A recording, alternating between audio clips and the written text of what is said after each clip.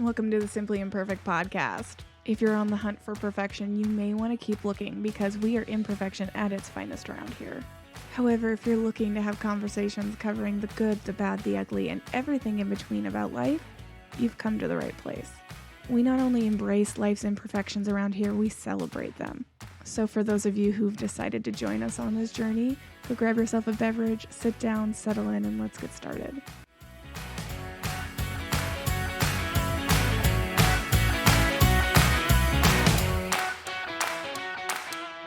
Welcome back to the Simply Imperfect Podcast.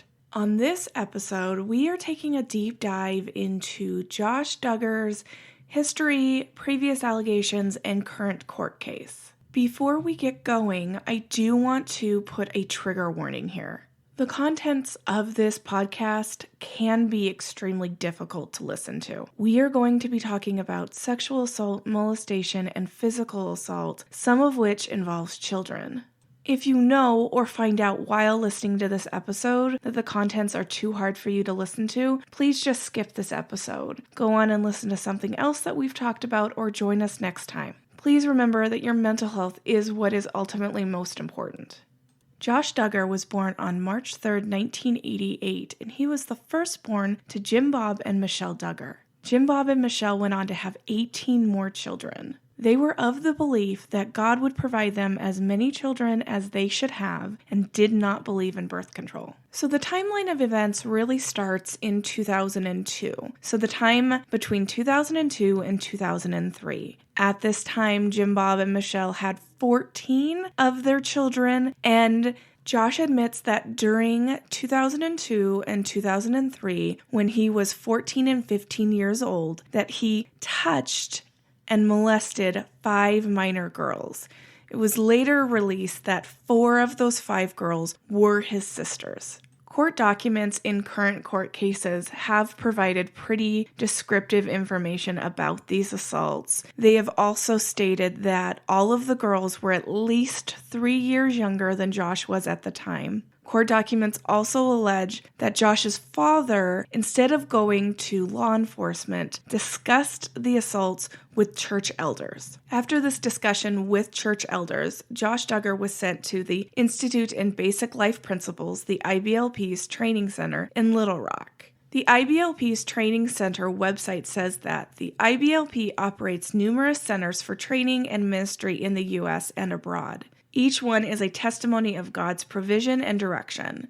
While the programs offered and the specific focus at each training centers varies, the common goal is to strengthen individuals and families through sound biblical teachings and character development opportunities, and to demonstrate Christ's love through serving. These programs include Journey to the Heart, which is a discipleship program to help young people learn how to love God with all of their heart, soul, mind, and strength. The Air Land Emergency Resource Training Team, ALERT, for young men specializing in skills to aid in disaster relief. And finally, ATI, which we discussed the ATI last week, which is a home education program that provides curriculum and training to support the parents in raising their children to love the Lord Jesus Christ. The information that I just read to you is information directly from the IBLP's website in regards to their training centers. As you can imagine, the website is going to describe these training centers in the best way possible because that is their advertising. But the truth is, if you do some research, especially about ALERT, you're going to see that these training centers are just another issue in the troubled teen industry. Children are overworked, they're underfed, they are taught basically that any issue you have, you just read the Bible more. Mental health doesn't exist. None of that stuff that actually requires true medical treatment doesn't exist, and the Bible is your answer to everything. Now, while I understand that there are a lot of people that believe the Bible can provide a lot of direction and counseling, it isn't the end-all be-all, and medical intervention is oftentimes needed. What is known is that during this time, while Josh was away at one of these training centers, neither him nor any of his sisters who were the victims received any kind of therapy. And as stated before, the family never went to law enforcement. One other piece of information that's interesting to note is, while none of this was reported to law enforcement at the time, in March of 2003, Josh did speak with an Arkansas state trooper. The state trooper was a family friend of Jim Bob's, and his name was Joseph Hutchins. Joseph Hutchins is now serving a 56-year prison sentence after being convicted on child pornography charges. As time went on, the Duggars became more recognizable. They were a large family, and Jim Bob was part of the Arkansas State House of Representatives. Over time, they started participating in TV specials, and in 2004, on September 6th, the first aired, 14 Children and Pregnant Again. That was followed in March of 2006 with 16 Children and Moving In, and on June 11th, 2006, On the Road with 16 Children. These TV specials brought them a lot of attention. Some of that attention came from The Oprah Winfrey Show. The Duggar family was set to appear on The Oprah Winfrey Show, and in December of 2006, right before their episode was supposed to record and air, producers canceled their episode. It is reported that information regarding Josh's allegations were provided to producers. The show's staff then reported all of this information to a child abuse hotline and contacted police. On December 12, 2006, Springdale police interviewed Josh, Michelle, Jim Bob, and the alleged victims. And then, on December 20th of 2006, police released that they had determined that the time in which they could press charges for the acts involved had expired.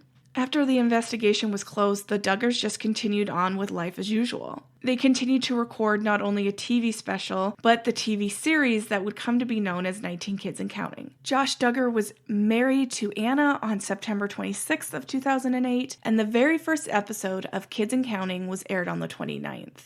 The next couple years seemed to be pretty quiet for Josh. Him and Anna welcome in 3 children to their family, Mackenzie in October of 2009, Michael in June of 2011, and Marcus in June of 2013. While Josh was used to having his name in the headlines associated with his parents' TV show and his political affiliations, in 2015 his name would hit the headlines for a different reason. News hit the headlines that Josh was being sued by a stripper named Danica Dillon. Danica claims that she met Josh in a strip club in Philadelphia where Josh paid $600 for lap dances and eventually offered her $1,500 for her to come back to his hotel room. Once they got back to his hotel room, Danica claims that Josh then got physical with her. While initially it was consensual to head back to the hotel room, Josh would not stop once she asked him to. Josh sexually, physically, and verbally assaulted Danica, resulting in long-term physical and emotional injuries. At the time of the assault, Josh's wife Anna was home with his children and was 6 months pregnant. In 2016, Danica and Josh settled the case outside of court. However, the details to this settlement have not been released to the public. Josh's name wouldn't stay out of the headlines for long. Eventually, In Touch magazine would release the police reports that were associated with the assaults of the 5 minor children.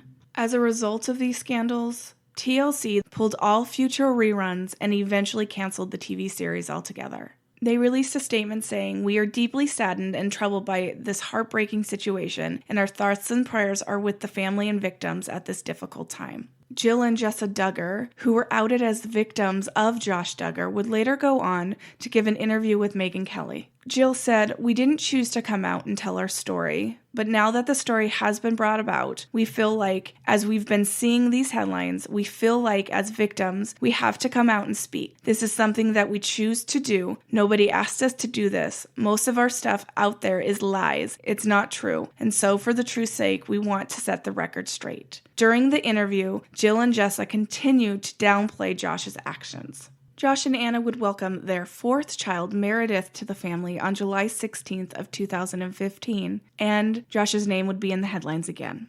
A site named Ashley Madison was hacked. This website is a Canadian online dating service and social networking service marketed to people who are married or in a relationship. Their tagline, which has now been changed, was previously, "Life is short, have an affair." The hackers would release names of those who had accounts with Ashley Madison. During one of multiple data dumps, hackers released Josh Duggar's name. Further information would show that someone using Josh's name with a billing address associated with Josh paid a total of $986.76. These charges are associated with 2 different account subscriptions from February of 2013 to March of 2015. Josh even paid the additional $250 affair guarantee fee This fee guaranteed that the client would have an affair within 3 months or would get their money back. According to the data release, Josh listed on his account what he was there specifically looking for and his specific turn-ons. In August of 2015, both Josh and his parents released a statement. His parents said, "Please see the statement below from our son, Josh, regarding the recent media stories about him. When we learned of this late last night, our hearts were broken. As we continue to place our trust in God, we ask for your prayers for Josh, Anna, our grandchildren, and our entire family." Josh's statement is a bit longer. It says, "I have been the biggest hypocrite ever. While espousing faith and family values, I have secretly, over the last several years, been viewing pornography on the internet, and this has become a secret addiction, and I became unfaithful to my wife. I am so ashamed of the double life I have been living, and I am grieving for the hurt, pain, and disgrace my sins have caused my wife and family, and most of all, Jesus and all those who profess faith in him. I brought hurt and reproach to my family, close friends, and fans of our show with my actions that have happened when I was 14 and 15 years old, and now I have rebroken their trust. The last few years, while publicly stating I was fighting against immorality in our country, while I was hiding my own personal failings. As I am learning the hard way, we have the freedom to choose our actions, but we do not get to choose our consequences. I deeply regret all the hurt I have caused so many by being such a bad example. I humbly ask for your forgiveness. Please pray for my precious wife, Anna, and our family during this time." Josh would later enter into a facility that is faith-based, seeking treatment for his pornography addiction and infidelity. Following all of these scandals, TLC and the Duggars will rebrand their TV show, Kids and Counting, and re-release it as Jill and Jessa Counting On, which eventually just becomes Counting On. The original idea of the show is following Jill and Jessa in their lives post-scandal as they get married, have kids, and count on. The show eventually will continue to grow as each Duggar child gets married and has kids. Josh is never seen on the show. However, Anna does make an appearance. In the first season, she talks about visiting Josh, how hard it is to have him away, how hard it is to recover after the scandal, and why she didn't leave him. As you can imagine, a lot of her reasons are faith-based and those that are taught to her by the IBLP. The Duggar girls who were listed as the victim in the police report regarding Josh's assaults that was leaked by In Touch magazine will file a lawsuit against In Touch and the local police department, claiming that as minors and as victims, the release of the report violated their privacy. This lawsuit is still ongoing and is set for trial at the end of this year. After Josh left the treatment facility, him and his wife Anna would welcome their 5th child, Mason, born in September of 2017.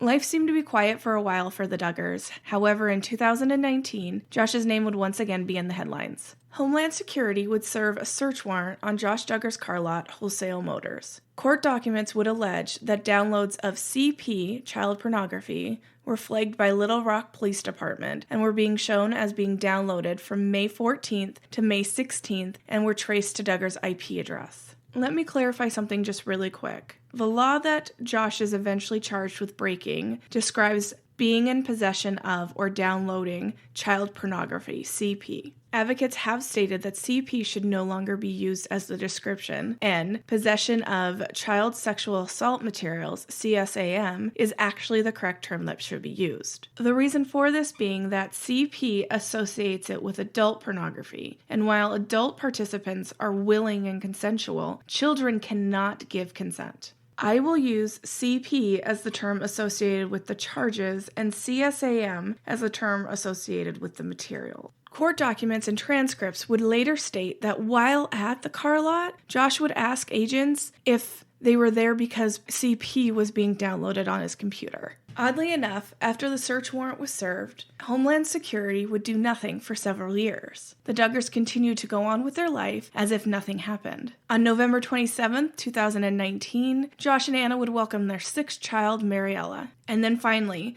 on April 29, 2001, Josh would be arrested. He would make his first appearance and officially be charged on April 30th, 2001. According to the indictment, which I will link in the show notes, Josh was charged with 1 count of receipt of CP and 1 count of possession of CP. On May 5th, 2001, a detention hearing was held to address whether Josh would be released or whether he would remain in custody. During the hearing, Special Agent Gerald Faulkner stated that one of the files that Josh downloaded was one of the top 5 worst he has ever had to examine. The judge during the detention hearing would go on to explain that while these charges have a presumption of detention, meaning it is presumed you will stay in jail, there is a very low bar for the defense to prove that you should be released. She stated the factors that went into her consideration were the nature and circumstance of the crime being very concerning and weighs against Josh, that the evidence produced, while it not being a trial, do weigh heavily. She is aware that there is a presumption of innocence, but that the evidence is not unsubstantial. She said that Duggar's history and characteristics, the fact that he's married with a family, has no drug or alcohol issues, turned himself in, hasn't been obstructive, and even though there are allegations and admittance of previous crimes, he has not been convicted of any other crimes. She would go on to state that trying to weigh whether Duggar was a danger to the community was difficult because he had made previous admissions regarding previous crimes, but he had no convictions to be held against him. Even though the judge would ultimately release Josh with some conditions, the judge would warn Josh to not prove her wrong because there wouldn't be a second chance. Conditions of Josh's release were that Duggar would only be released to a designated third-party custodians, that he would be confined to the custodian's home with GPS monitoring to be paid for by Josh. He was allowed to have unlimited contact with his children if his wife was present, but he was not permitted to have any contact with any minor children, including his siblings. He was to be supervised by the U.S. Probation Office. He was restricted to the custodian's residence at all times, except for court-ordered obligations, work, or other activities approved in advance. He is not allowed to possess or review erotica of any kind, access or utilize any internet device, or obtain passwords from his custodians. He is further ordered to surrender his passport and is forbidden from leaving the United States, with travel restricted to the Western District of Arkansas. Trial was originally set for July 6th, but would be continued to November 30th. During the time between their arraignment and his trial, Josh and his wife would welcome their daughter, Madison, their 7th child. Many people have questioned their decision behind why they named their child Madison.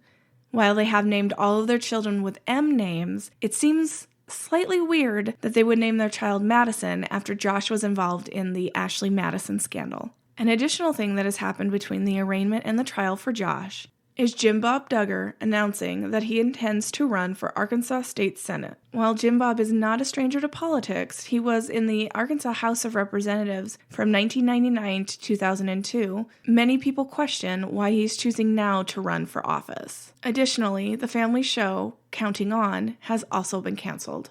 As I am recording this, Josh's trial has begun. If you want more information on the breakdown of the motions in limine, or limiting what can be brought at trial, motions for suppression, or any other court documents including the trial, I would highly suggest heading over to Emily D. Baker's YouTube channel. She's an attorney and a former prosecutor who does a wonderful job of breaking down court documents. While what happens next in the timeline is pretty unknown, federal prosecution has a very high conviction rate, and each of the counts that Josh is charged with holds 20-year maximum sentences with up to a $250 fine. Since he has decided to go to trial and deny any plea offers that were offered to him by the prosecution, it is safe to say there is a pretty good chance that Josh will be spending a significant time in prison. Thank you for joining us on this episode of the Simply Imperfect Podcast. If you've enjoyed what you've heard here today and don't want to miss a future episode, please make sure to subscribe. If you're looking for show notes from today's episode, head on over to simplyimperfect.org. While you're at it, check out the links to all of our social media accounts and join our mailing list. The Simply Imperfect Podcast is a commentary channel. The statements and views are the creator's opinion, should not be considered fact, and are for entertainment purposes only. Please conduct your own research before making conclusions of your own.